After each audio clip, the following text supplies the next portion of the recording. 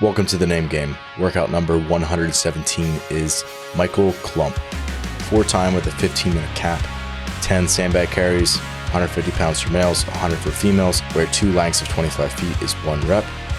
Next is a 1,000 meter row, where the screen must be toggled to the largest display. The athlete may not get off the seat until the display shows at least 1,000 meters. Finally, the athlete will complete 10 handstand walks, where 1 rep is 2 lengths of 12 feet, unbroken with a turnaround. The only standard for the pirouette is that both hands at some point must pass the 12-foot mark. I'm not built for this. What's your strategy, Riley? I don't have one. What pace do you plan to row at? 245. Do you have a serious answer? Not really, I really didn't think about it. Is 205 too slow? All right, 205. Do you plan on breaking the sandbag? Yeah. You do? Yeah, because I think my back will blow up if I don't. Alrighty, good luck. Thanks.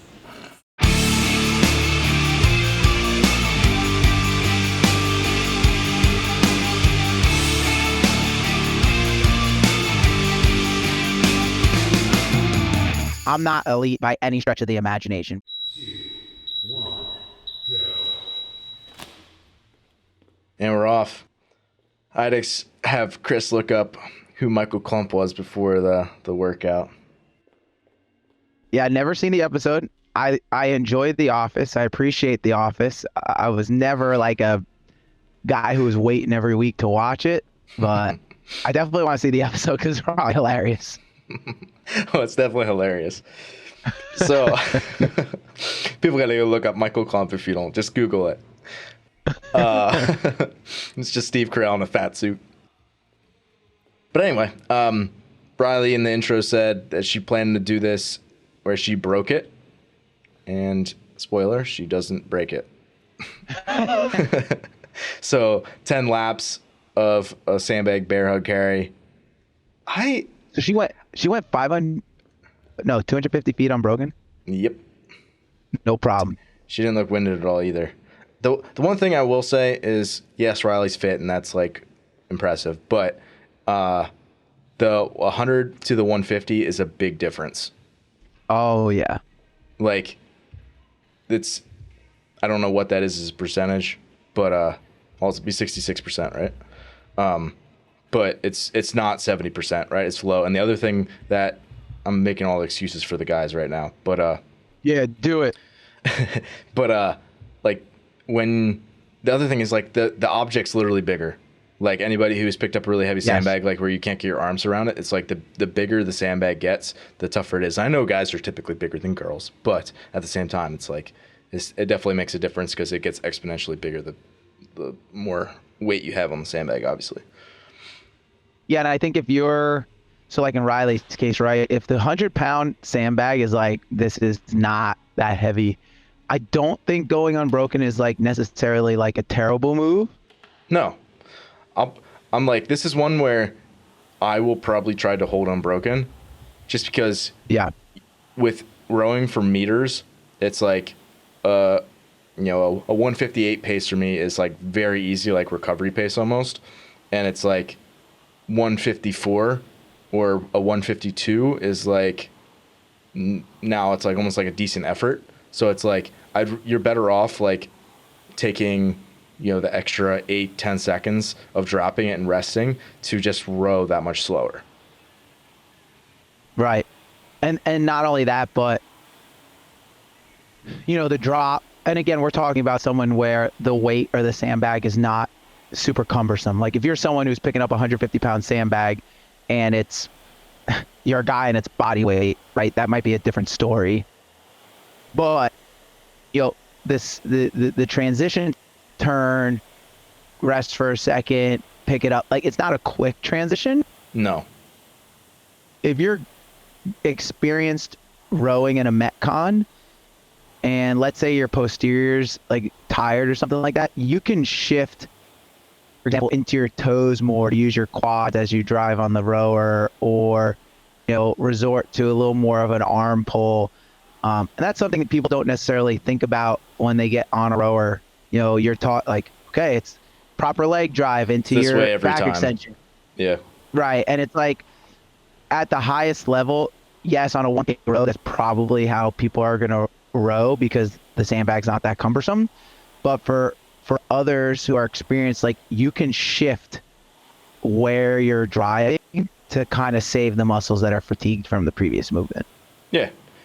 So obviously that's the sandbag into the row, and kind of what we're getting at is you're sort of incentivized in a workout like this not to row very hard and to try to obviously maximize, maybe not maximize your time on the other parts, but like minimize any wasted time on the other parts. And what that means for the handstand walks, as we're going to get into here in a second, is like don't miss, right? Like if you miss, obviously that's super costly. So are you better off rowing at what feels like a super slow pace so that you can immediately walk over and kick up in your first handstand and like feel like your breathing's lower where you can just like immediately go into that? It's like probably. Yeah. Yeah, that's the line of like, what is that pace? Because you could row slow and it could be real slow. But you also know people that are like, I'm rowing slow. And it's like, that's pretty fast. That's not that slow. You know what I mean? So it depends on the person, but I agree, right? You don't want to, a bad move would be to approach this 1K row as like, okay, I'll go about 85%, 90% of my max 1K row. And then you're breathing decently heavy. And then it's like, okay, I can't even kick up. Yeah.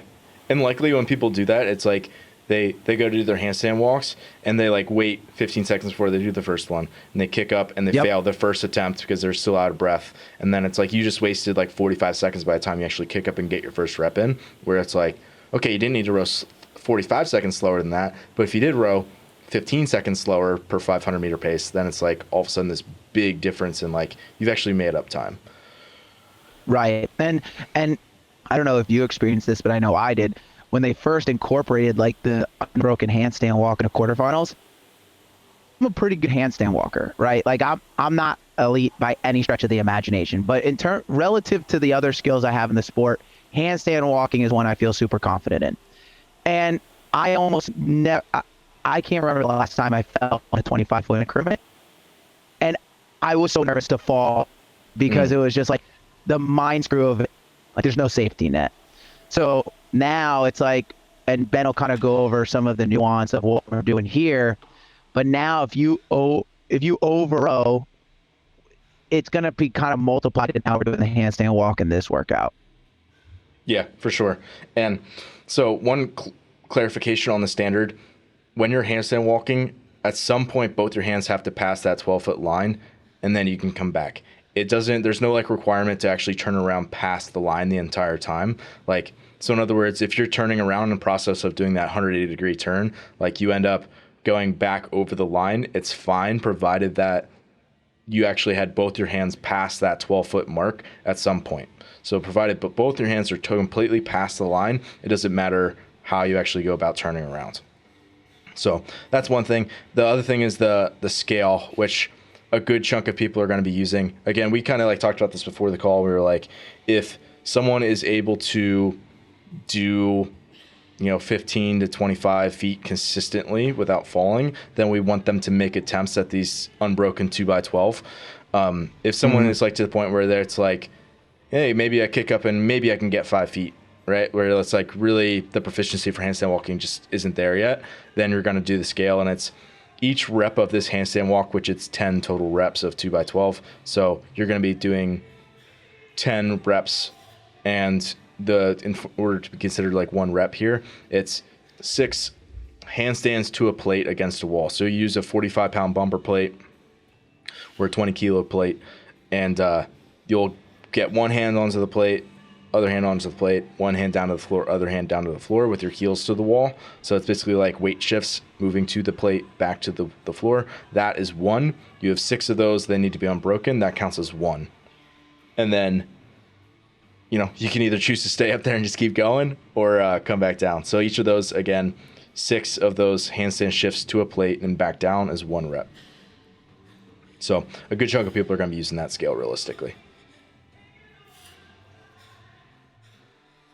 Yeah, and I think this is a really good thing to incorporate into an in-game workout.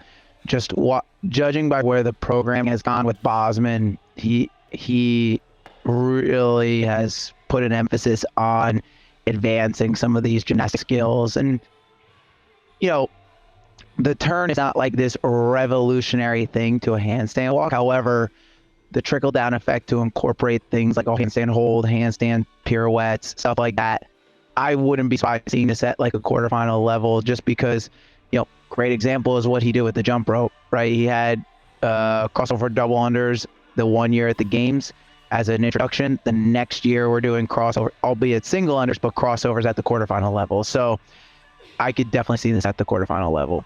It really is next year. Agreed. Which is why I have it in here. You're super smart. Or I don't know if that's the word, Chris, but yeah.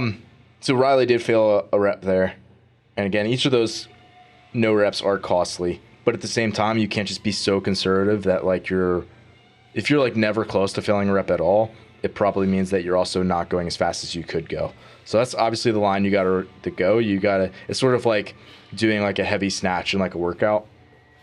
Like the open workout for a lot of people, they got to a relatively heavy barbell where I was like, ooh, if I go too early and I pick up this bar before I'm rested enough, I'll miss it. And that's obviously super costly. And I not only took the energy to do the rep, but now I have to take the time that I need to recover before you can actually make another attempt. And that's sort of the same deal here. It's like, not only did you take the energy it took to do the rep, but you also wasted the time that it took to practice that or to attempt it. And then additional time to rest where you feel recovered enough and confident where you can actually go back out and do another one. So it's like double punishment when you miss a rep. Yeah. And if you've ever been there in a handstand walk, for me, and I don't know if you're the same way, Ben, it's kind of weird. It's not the same as like getting there in like a wall walk or a wall ball or something like that, where like your muscles are just burning. It's like, yes, they're burning in a handstand walk, but it's almost like those stabilizing muscles just feel like so tired. You know what I mean? Mm-hmm. And yeah, to try to like maintain that, and you can even see it in Riley's steps as she goes. Like her hand steps are getting smaller and smaller because she just doesn't have the ability to push off the hand to get bigger ground. I was trying to come up with like an analogy for this, and I was like, the only thing I can think of is like walking when you're drunk. It's like I don't know why this is so much harder now. Like I can't balance.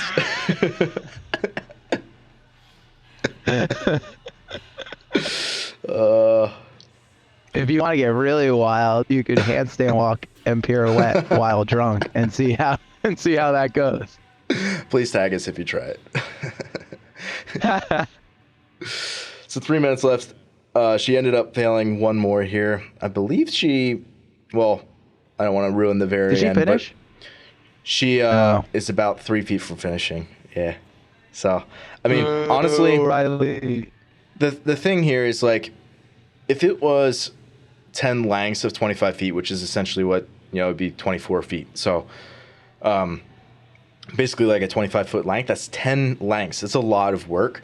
And then the big thing, and we had kind of talked about this with me and Riley, that is, afterwards, and it was like, it's just like so much extra time under tension to turn around. Like you're slowing yourself down, you're turning yourself, which is all taking time, and then you have to regain your momentum going the direction you want to go again. So it's just slower. It takes more time, and like you can't walk with the same speed that like if you're someone who's pretty comfortable handstand walking, you can like pick up some decent momentum and like get through those reps really quickly. Whereas like, okay, she kicked it at 57 here. Let's see how long she's actually on her hands. But like a typical handstand walk for somebody like Riley is like, maybe 15 seconds of length. Right. And I, for me, and you might be the same, Ben, it's like that momentum piece is huge. That's why, for me, I always find it easier. So let's use 250 feet. So it's 20 seconds. Yeah. So 250 feet, right? Because she's doing 240 now, and you referenced 10 lengths to 25. Yep. I find it easier to do, if I'm doing 250 feet, to 550-foot lengths than 10 25-foot lengths, not taking out the unbroken factor. Yeah. It's like, I got momentum. I don't have to restart all that momentum. I don't have to kick back down, kick back up. And so similarly here, to do 10, 25-foot lengths where you're just going forward is way less demanding than to do 12 and then have to control this turnaround and go back. Yeah. 100%. I don't know if I can relate to the unbroken lengths being easier, but certainly like being able to kick up, like for me, I can kind of kick up and get some momentum. So it's like a quick break on the shoulders and then back up. But either way, you're able to at least, I think what's the commonality there is like you're able to like keep your momentum. Whereas with the essentially what a pirouette here is you lose it. Yeah, the caveat I had was taking away the unbroken factor. Right. Yeah, if you said I had to do 25 feet unbroken versus 50 feet unbroken, then of course I want to do 25 feet turning unbroken. Around, you're saying. Yeah. Okay. Yeah. So final attempt here. She did kick up with enough time. It was just like, the shoulders are look giving at those away. Steps. Like walking like a baby deer. Shoulders are so tired. Little baby steps. Yeah, but honestly, like then she has no push off the floor. Yeah, it's just gone at that point. Oh no! But I was super happy with Riley and how she attacked this one, to be honest. That was legit all I had. Well, you went unbroken on the sandbag. I know, I didn't think I was going to, but I didn't see any point in dropping it. You looked pretty comfortable. If my back was like tightening up, I would have, but it wasn't, so I didn't see any point in dropping it. Wko Pace was about what you said. Yeah, I just intentionally, like the last 100, slowed it down so that I could kick up sooner. How were the handstand walks with the little spin? They were fun, but got fatiguing really fast. Yeah. Like my triceps died pretty quickly. Yeah. The turnaround just takes more time, and you have to re-get your momentum again. Yeah, it takes a lot of focus on staying balanced. Cool. Nice job. Thank you. Alrighty, folks, it's that time. Be sure to submit your scores to the leaderboard at zorfitness.com/TNG. You're more than welcome to share this and take it on with some friends, and best of luck on the workout.